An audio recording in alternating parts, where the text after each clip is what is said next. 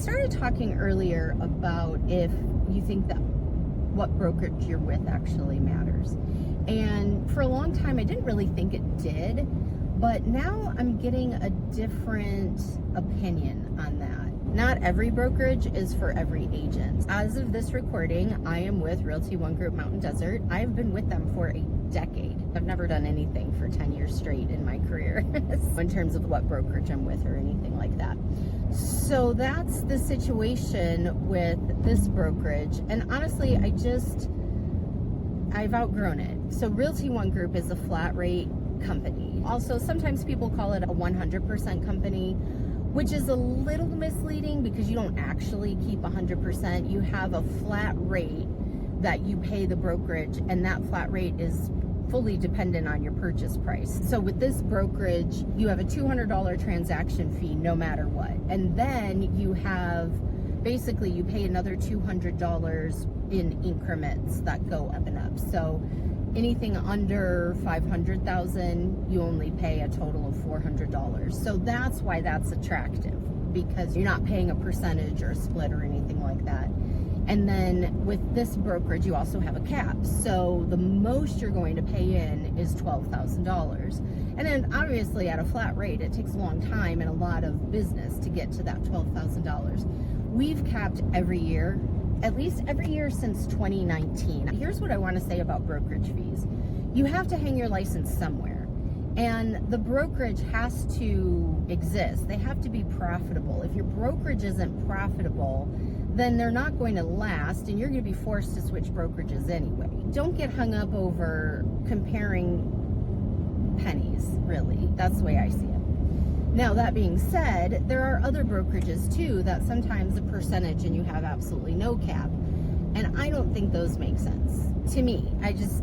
For me, that doesn't make sense. I was with a company like that, and I had a great time. I was doing good business, all of that kind of stuff. And I liked the brokerage itself and the people there. I did.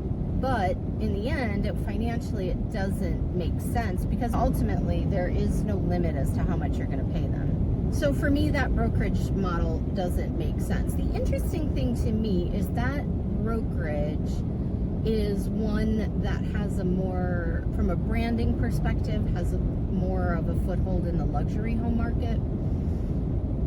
But that being said, maybe that matters in some markets, but in Northern Arizona, I just don't think that the brand necessarily matters quite as much.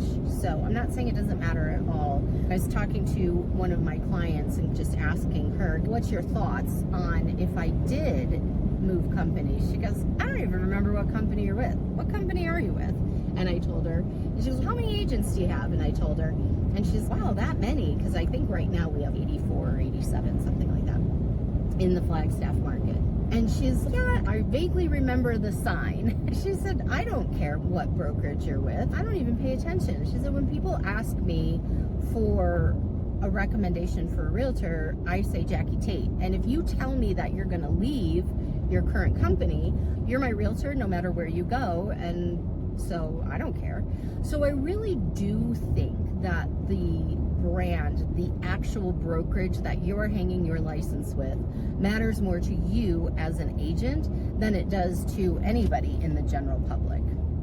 I think their perception is way more about your personal brand than it ever is about your company brand. Some companies, like the one I was with previously, and it was a Sotheby's franchise or licensee, or however you say that with Sotheby's, I don't know.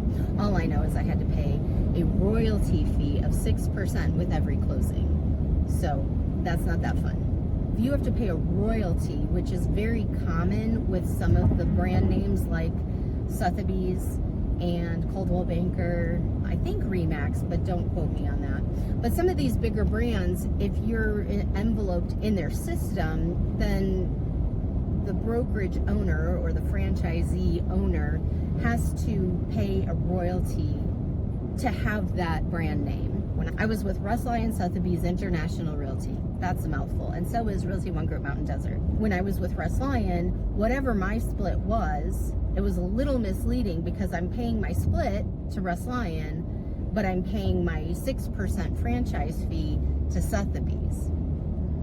if you made a certain amount of GCI, which is gross commission income, then your split would get better, gradually better.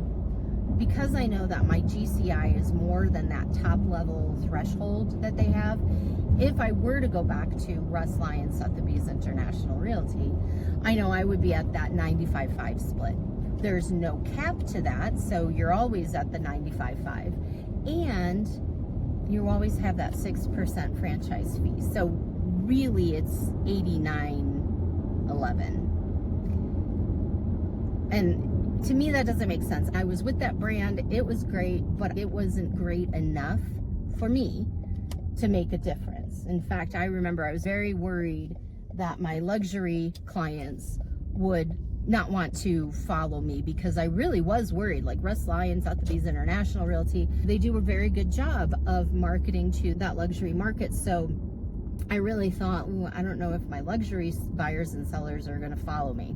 They 100% did. In fact, when I switched from Sotheby's to Realty One, within that same week, I literally had 2 sellers, luxury sellers in Flagstaff, contact me to come list their house. Up in my head about it, and I still remember when I got there to do the listing presentation, I had a whole like thing about Realty One Group and how great it is and all of this. And when I said, oh, just so you know, I'm no longer with this company and now I'm with that company, both of them said, so, oh, okay, that doesn't affect me. And I got both those listings. I sold both those listings. Actually, one of them I didn't sell that time around, but then we did put it on the market. I think it was 5 years later. We sold it for significantly more than what we were trying to sell it for the first time around. Does your brokerage matter? I don't really think the brand in and of itself matters. I think your personal brand and what you're putting out there for your clients is what matters. And part of your personal brand has nothing to do with what it looks like. It doesn't have to do with logos and websites and things like that. Sure, there's a factor there. But more than that, your personal brand is all about how you treat your clients, what you do to go above and beyond, what your clients can expect from you. That's your personal brand. And that's what follows you no matter what brokerage you're with.